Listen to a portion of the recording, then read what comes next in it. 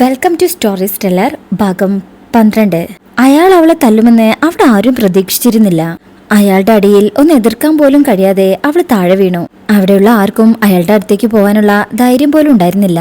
താഴെ വീണ് കിടന്ന അമൃതയുടെ അടുത്തേക്ക് അവിടെയുള്ളവരെല്ലാം ഓടിച്ചെന്നു. നഴ്സുമാരെല്ലാവരും കൂടെ ചേർന്ന് അവളെ വളഞ്ഞു. എന്തുപറ്റി? അറിയോ ഓക്കെ?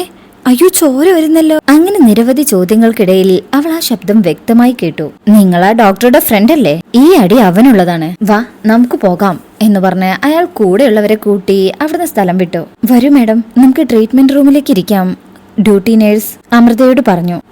ഇറ്റ്സ് ഓക്കെ, എനിക്ക് കുഴപ്പമൊന്നുമില്ല. അമൃത അവരെ സമാധാനിപ്പിച്ചു. ബ്ലീഡിംഗ് ഉണ്ട് മാഡം, നമുക്കൊന്ന് ഡ്രസ് ചെയ്തിട്ട് പോകാം, പരിഭ്രാന്തയോട് കൂടി ഒരു നേഴ്സ് പറഞ്ഞു. ഇല്ല സാരമില്ല, എന്റെ കയ്യിൽ മരുന്നുണ്ട്, ഞാനത് കഴിച്ചോളാം, അമൃത വീണ്ടും പറഞ്ഞു. അവൾ പറയുന്നത് കേൾക്കാതെ അവളെ നഴ്സുമാരെല്ലാവരും കൂടെ ട്രീറ്റ്മെന്റ് റൂമിലെ ബെഡിൽ കിടത്തി. ആവശ്യമുള്ള ചികിത്സയെല്ലാം നൽകി. എല്ലാവരും അവളോട് കാണിക്കുന്ന ഈ പ്രത്യേക പരിഗണന അവൾക്ക് ശരിക്കും ബുദ്ധിമുട്ടാണ് ഉണ്ടാക്കിയത്. എല്ലാവരും കൂടെ ചേർന്ന് അവളെ ഒരു ഹീറോയാക്കി മാറ്റുമെന്ന് അവൾ കരുതിയതേയില്ല. അവിടെ ഒരു സംസാര വിഷയമാകാൻ അവൾക്ക് ഒട്ടും തന്നെ താല്പര്യം ഉണ്ടായിരുന്നില്ല. മറ്റുള്ളവർക്ക് മുന്നിൽ ആളാവാൻ വേണ്ടിയല്ല അവൾ അയാളോട് പ്രതികരിച്ചത്. തന്നെ കൊണ്ട് കൂട്ടിയാ കൂടില്ലെന്നറിഞ്ഞിട്ടും ശ്രീദേവിന് വേണ്ടി മാത്രമാണ് അവൾ അയാളെ എതിർത്തത്. അയാൾ അവനെ കൊലയാളിന്ന് വിളിച്ചത് അവൾക്ക് സഹിക്കാൻ പറ്റുന്നതിനപ്പുറമായിരുന്നു. അതുകൊണ്ട് തന്നെ താൻ ചെയ്തത് കയ്യബദ്ധമായി പോയെന്ന് അവൾക്ക് തോന്നിയില്ല. അണപ്പല്ല് തെറിച്ചു വീണ് അവളുടെ വായിൽ നിന്നും അപ്പോഴും ചോര പൊടിയുന്നുണ്ടായിരുന്നു. അടിയുടെ ആഘാതത്തിൽ ചുവന്നു തുടിച്ച കവിൾ തഴുകി നിൽക്കുമ്പോഴാണ് ഫോണും പൊട്ടിയ കാര്യം അവൾ ഓർത്തത്.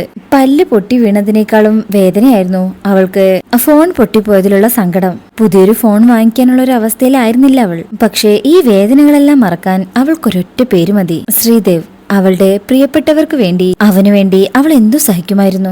സ്നേഹിക്കുന്നവർക്ക് വേണ്ടി എന്തും ചെയ്യാനുള്ള മനസ്സായിരുന്നു അമൃതയെ മറ്റുള്ളവരിൽ നിന്നും വ്യത്യസ്തയാക്കിയത്. സർജറി കഴിഞ്ഞ് ശ്രീദേവ് ഇറങ്ങുമ്പോഴേക്കും ഉച്ച കഴിഞ്ഞിരുന്നു. അവന്റെ പേരിൽ ഹോസ്പിറ്റലിൽ നടന്ന കോലാഹലങ്ങളൊന്നും അവൻ അറിഞ്ഞിട്ടുണ്ടായിരുന്നില്ല. 4 മണിക്കൂർ നീണ്ടുനിന്ന സർജറി കഴിഞ്ഞ് ക്ഷീണിതനായി ഓപ്പറേഷൻ തിയേറ്ററിൽ നിന്ന് ഇറങ്ങി വന്ന ശ്രീദേവിന്റെ അടുത്തേക്ക് ശിവാനി ഓടി വന്നു. അവൾ വന്ന് നിന്ന് കിതയ്ക്കുന്നത് കണ്ട് അവൻ ചോദിച്ചു, എന്തുപറ്റി? ഓടി വന്ന ക്ഷീണത്തില് അവളിങ്ങനെ കിതച്ചു നിൽക്കുക. അവൻ സർജിക്കൽ മാസ്കും ഗ്ലൗസും അഴിച്ചു ചോദിച്ചു, എന്താ, എന്തെങ്കിലും എമർജൻസി ഉണ്ടോ? അത് സർ, ഇന്ന് രാവിലെ അഡ്മിറ്റിംഗ് ഏരിയയിലെ ഒരു പ്രശ്നം ഉണ്ടായി, ശിവാനി കിതപ്പ് മാറ്റിക്കൊണ്ട് പറഞ്ഞു. എന്താ ഉണ്ടായത്?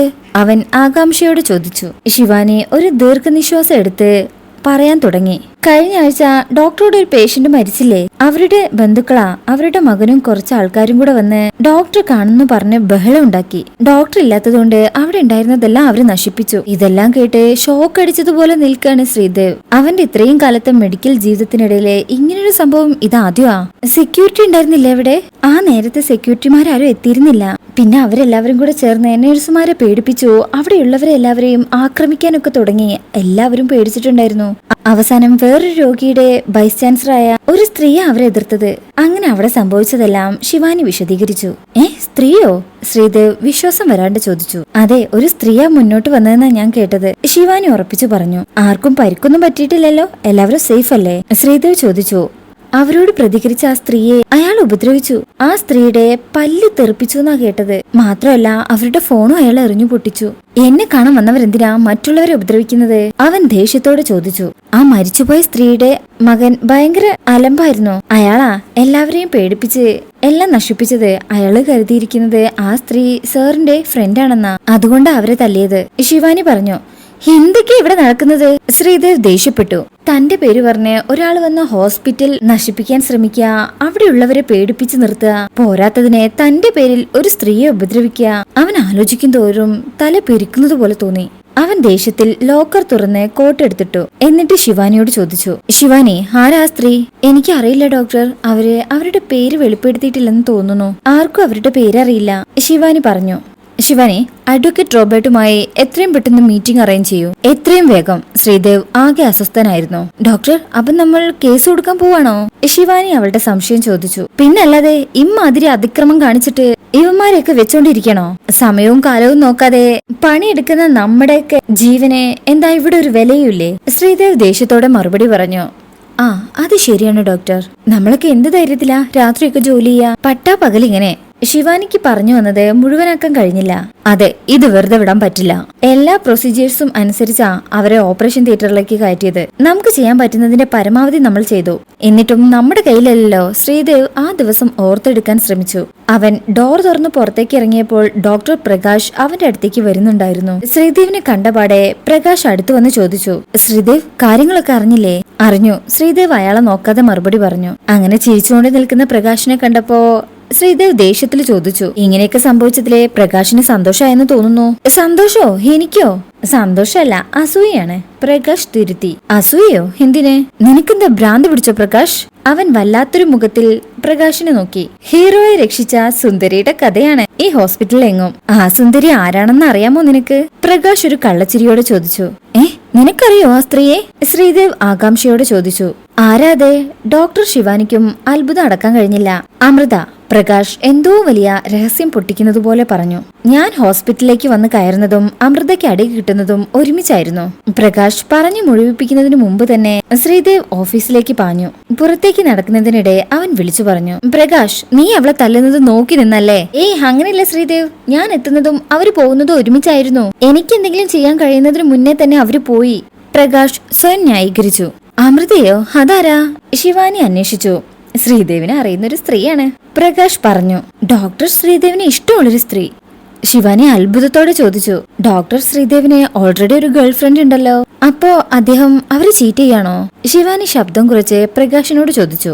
പ്രകാശ് തലയാട്ടിക്കൊണ്ട് പറഞ്ഞു, അവര് തമ്മിൽ എന്തെങ്കിലും ഉണ്ടോന്നൊന്നും എനിക്കറിയില്ല. പക്ഷേ അവനെ അവൾക്ക് വലിയ കാര്യമാണ്. തിരിച്ചു. ശ്രീദേവ് ആണെങ്കിൽ ഈ സമയം ഹോസ്പിറ്റൽ മുഴുവൻ തെരഞ്ഞിട്ടും അവളെ കണ്ടെത്താൻ പറ്റിയില്ല. അവൻ എത്രയും പെട്ടെന്ന് അവളെ കണ്ടാ കൊള്ളാന്നുണ്ടായിരുന്നു. ഫോൺ ഓഫീസിലായതുകൊണ്ട് അവളെ വിളിക്കാനും സാധിച്ചില്ല. അമൃതയെ ഒരു ദിവസം രാത്രി കണ്ടുമുട്ടിയ ആ കോറിഡോറിലൂടെ നടന്ന് അവൻ ഓങ്കോളജി ഡിപ്പാർട്ട്മെന്റിന്റെ മുമ്പിലെത്തി. അവിടെ മുന്നിലായി ഇട്ടിരിക്കുന്ന ബെഞ്ചുകളിൽ കുറെ ആൾക്കാർ ഇരിപ്പുണ്ടായിരുന്നു.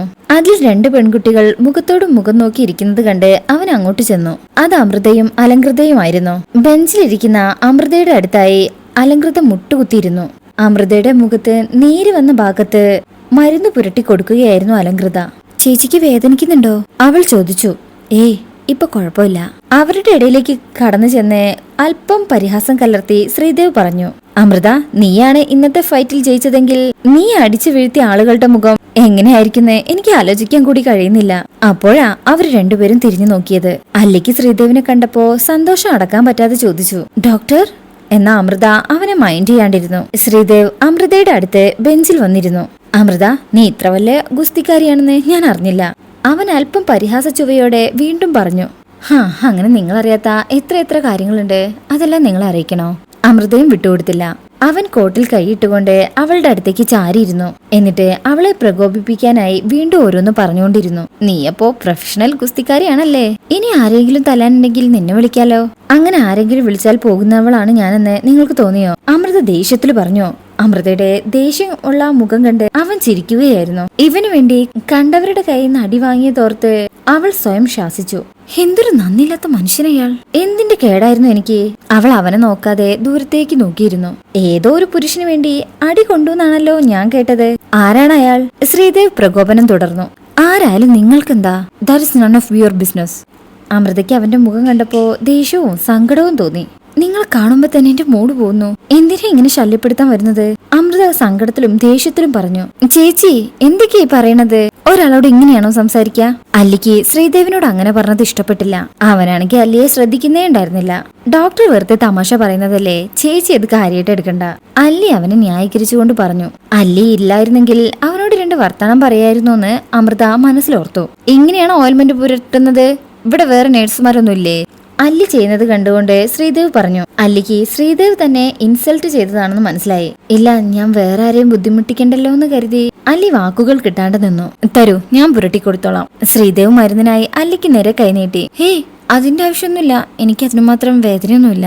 അമൃത അവനെ തടയാൻ നോക്കി. ഓയിൽമെന്റ് തരൂ, ശ്രീദേവ് വീണ്ടും ചോദിച്ചു. ഇത്രയും ചെറിയൊരു മുറിവിനെ നിങ്ങളുടെ സമയം കളയണ്ട എന്ന് പറഞ്ഞുകൊണ്ട് അമൃത ശ്രീദേവിന്റെ സഹായം നിരസിച്ചു. പേടിക്കണ്ട, ഞാൻ നിന്നെ വേദനിപ്പിക്കില്ല അമൃത. ഞാൻ വളരെ പതുക്കെ സ്മൂത്തായി നിനക്ക് പുരട്ടിത്തരാം എന്ന് പറഞ്ഞ് ശ്രീദേവ് അവിടുന്ന് എഴുന്നേറ്റ് അല്ലിയുടെ കയ്യിൽ നിന്ന് ഓയിൽമെന്റ് വാങ്ങി അമൃതയുടെ അടുത്ത് വന്നിരുന്നു. അമൃതയും അല്ലിയും പരസ്പരം ഞെട്ടലോടെ നോക്കി. എന്നിട്ട് പതിയെ ഓയിൽമെന്റ് എടുത്ത് അവളുടെ നീര് വന്ന് വീർത്ത കവിളിലൂടെ വിരലോടിച്ചു. അവളുടെ കവിളുകളും മൂക്കും കൂടുതൽ ചുവന്നു. രോമം എഴുന്നേറ്റ് നിന്നു. മുഖത്ത് അവന്റെ മൃദുലമായ സ്പർശം ഏൽക്കുന്തോറും അവൾ കൂടുതൽ തരളിതയായി. തൊട്ടാവാടിയുടെ ഇല പോലെ അവൾക്ക് അവരുടെ പഴയകാല ഓർമ്മകൾ പെട്ടെന്ന് മനസ്സിലേക്ക് വന്നു. പ്രേമിക്കുന്ന പുരുഷന്റെ ഒരു നോട്ടം പോലും നാണിപ്പിക്കുന്ന ആ കാലത്തിലേക്ക് അവൾ പതിയെ തിരിച്ചുപോയി. അവരാദ്യമായി ഒന്നിച്ചപ്പോ എങ്ങനെയാണോ അവളുടെ കവിളുകൾ തഴുകിയത് അതുപോലെ തന്നെയായിരുന്നു ഇപ്പോഴും ശ്രീദേവിന്റെ ഓരോ സ്പർശവും. അവനും അതൊരുപാട് ആസ്വദിക്കുന്നതായി അവൾക്ക് തോന്നി. പക്ഷെ അല്ലിയുടെ മുന്നിൽ ഇങ്ങനെ ഇരിക്കുന്നത് അവളെ കുറച്ചൊന്നുമല്ല ലജ്ജിപ്പിച്ചത്. നിങ്ങൾ തമ്മിൽ വല്ല മുൻപരിചയമുണ്ടോ? അവരുടെ ഇടപെടലുകൾ കണ്ട് സംശയം തോന്നി അല്ലി ചോദിച്ചു. ആ, ഞങ്ങൾ തമ്മിൽ പരിചയക്കാരാണല്ലോ. ഹേയ്, പരിചയമൊന്നുമില്ല. ശ്രീദേവും അമൃതയും പരസ്പര വിരുദ്ധമായ മറുപടി പറഞ്ഞപ്പോ അല്ലിക്ക് ആകെ കൺഫ്യൂഷനായി. അവൾ അന്തം വിട്ടിരുന്നു. അമൃതയാകെ പരിഭ്രമിച്ച് ശ്രീദേവിനെ നോക്കി. നീയല്ലേ അലങ്കൃത ഞങ്ങളെ തമ്മിൽ പരിചയപ്പെടുത്തിയത്? മറന്നുപോയോ? അന്ന് നീ ഹോസ്പിറ്റലിൽ കിടന്നപ്പോ? ഒന്ന് നിർത്തി അവൻ തുടർന്നു. എന്റെ രോഗികളെ അല്ലാതെ അവരുടെ വീട്ടുകാരെയൊന്നും എനിക്കധികം പരിചയമില്ല. അങ്ങനെ പരിചയമുള്ള 2 or 3 പേരിൽ ഒരാളാണ് അമൃത. അതുകൊണ്ട് പറഞ്ഞതാ ഞങ്ങൾ പരിചയക്കാരാണെന്ന്. ശ്രീദേവ് അല്ലിയെ ബോധ്യപ്പെടുത്താനായി വിശദീകരിച്ചു. എന്നിട്ടും വിശ്വാസം വരാതെ അല്ലി അവരെ വീണ്ടും നോക്കിയിരുന്നു. ആ നോട്ടം കണ്ട് എന്താ അലങ്കൃത എങ്ങനെ നോക്കുന്നത് എന്ന് ശ്രീദേവ് ചോദിച്ചു. നീ ഒരു നഴ്സിംഗ് സ്റ്റുഡന്റ് അല്ലേ? ഇതെങ്കിലും അറിഞ്ഞു വെക്കണ്ടേ? കുറച്ചുകൂടെ ജെന്റിലായി രോഗികളെ കൈകാര്യം ചെയ്യണം. അവരെ ആശ്വസിപ്പിക്കാൻ ശ്രമിക്കണം. അല്ലാതെ ഇങ്ങനെയൊക്കെ മരുന്ന് പുരട്ടിയാൽ രോഗി വേദന കൊണ്ട് ഓടിപ്പോകും. ശ്രീദേവ് വിഷയം മാറ്റാനായി അല്ലിയോട് പറഞ്ഞു. ശ്രീദേവ് ഇത്ര കാര്യമായി അവളോട് സംസാരിക്കുന്നത് ആദ്യമായിട്ടായിരുന്നു. ആ സന്തോഷത്തിൽ അവൾ മറ്റെല്ലാം മറന്നു. അമൃത ആശ്വാസത്തോടെ നെടുവീർപ്പെട്ടു. അമൃതയുടെ മനസ്സിപ്പോഴും വർഷങ്ങൾക്ക് മുമ്പുള്ള ശ്രീദേവിൽ കുടുങ്ങിക്കിടക്കുമായിരുന്നു. അവരൊരുമിച്ച ആദ്യ ദിവസത്തിലേക്ക് പോയി. അവന്റെ ആദ്യ സ്പർശവും പിന്നെ പ്രണയത്തിൽ കുളിച്ച രാത്രിയും അവളുടെ ഓർമ്മയിൽ സുഗന്ധം പരത്തി. ഇനി ഒരിക്കലും തിരിച്ചു വരാൻ ഇടയില്ലാത്ത ആ ദിവസങ്ങൾ അവളിൽ ഒരേ സമയം സന്തോഷവും സങ്കടവും ജനിപ്പിച്ചു. അങ്ങനെ ഈ ഭാഗം ഇവിടെ കഴിഞ്ഞിരിക്കുകയാണേ. നെക്സ്റ്റ് ഭാഗത്തിനായിട്ട് ചാനൽ എല്ലാവരും ഒന്ന് സബ്സ്ക്രൈബ് ചെയ്യുക, ലൈക്ക് ചെയ്യുക, കമന്റ് ചെയ്യുക. താങ്ക്